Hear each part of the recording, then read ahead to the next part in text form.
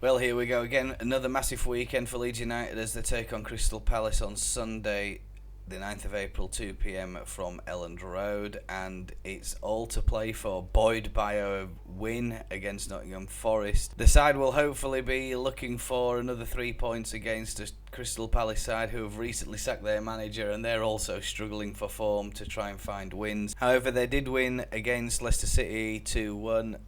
Last week on the 1st of April.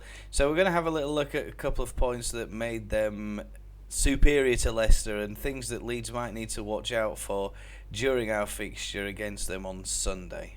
Some interesting statistics for you.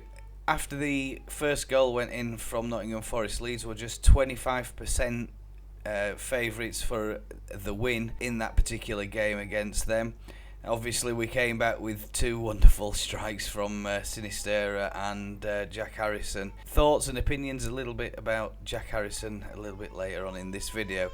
For now, let's get on and have a look at the Crystal Palace fixture that awaits us on Sunday.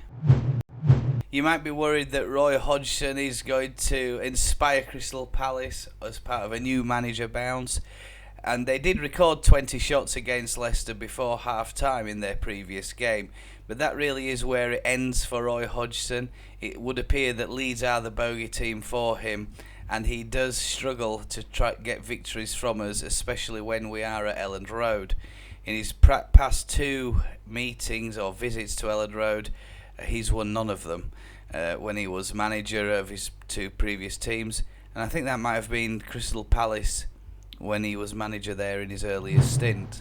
We'll have a little look at some of the stats that convince me that Leeds are well worthy of the 45% win probability for this match. It would also appear that Wilfried Zaha was injured in the previous match against Leicester. He's ruled out with a groin strain, so he won't be appearing for them at Elland Road. There is a word of caution though, following their victory against us at Selhurst Park. It will be the first time since 1985, the 86 season, that Crystal Palace will be looking to complete the league double over Leeds. So they will be up for this one, and they are in desperate need of 3 points. We seem to do very well against Crystal Palace when they come to Elland Road. We've got 7 wins on the bounce against them when facing them at Elland Road.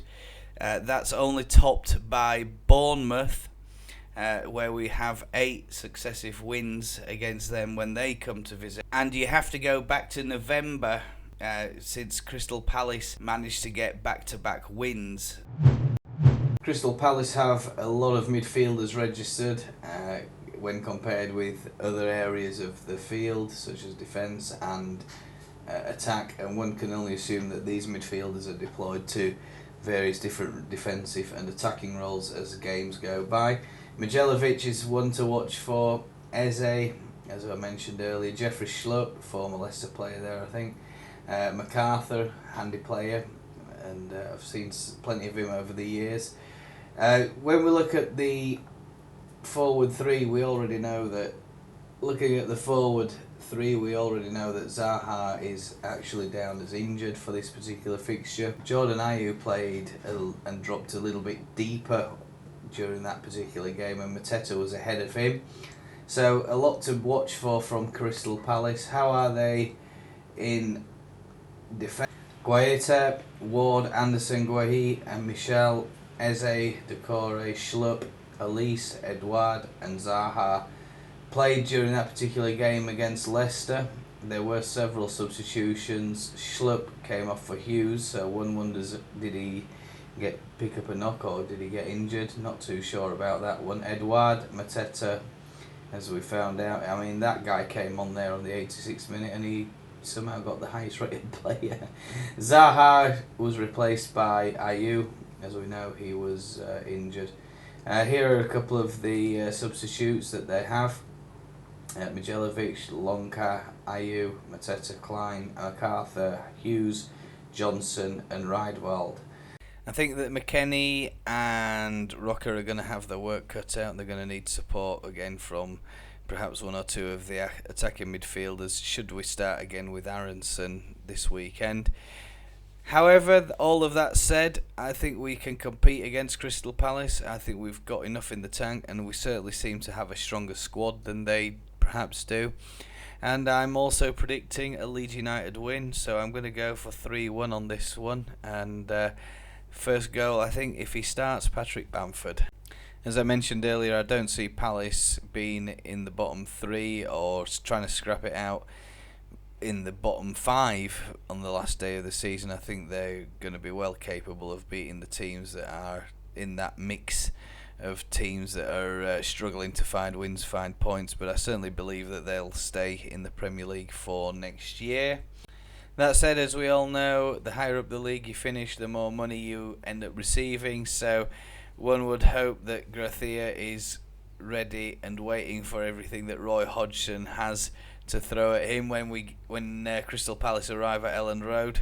I think we've just got to trust Javi, trust the process, and trust that he's going to make the right choices, select the right players, and they're going to go on the pitch and do the right thing come the starting whistle. And when it's all over on the 90th or thereafter, that we end up being the victors. I've got great faith in Gracia. I've always said that I think he's going to be the man to lead us away from danger and steer us back for another season in the Premier League, and it certainly is looking that way. I certainly haven't been disproven or proven wrong on that particular point, although I'm not very good with my scoreline predictions. If there's an award for Man of the Month, it would certainly have to be Jack Harrison, I think, for this month. His recent performances have certainly improved.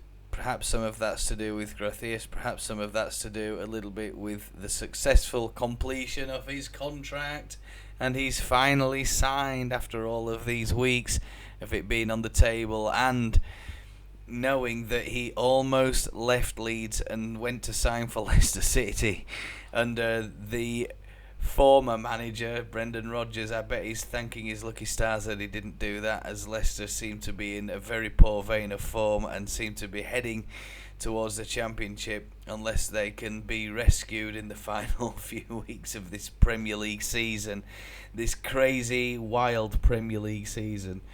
On another note, managers under pressure, we've got to look for David Moyes.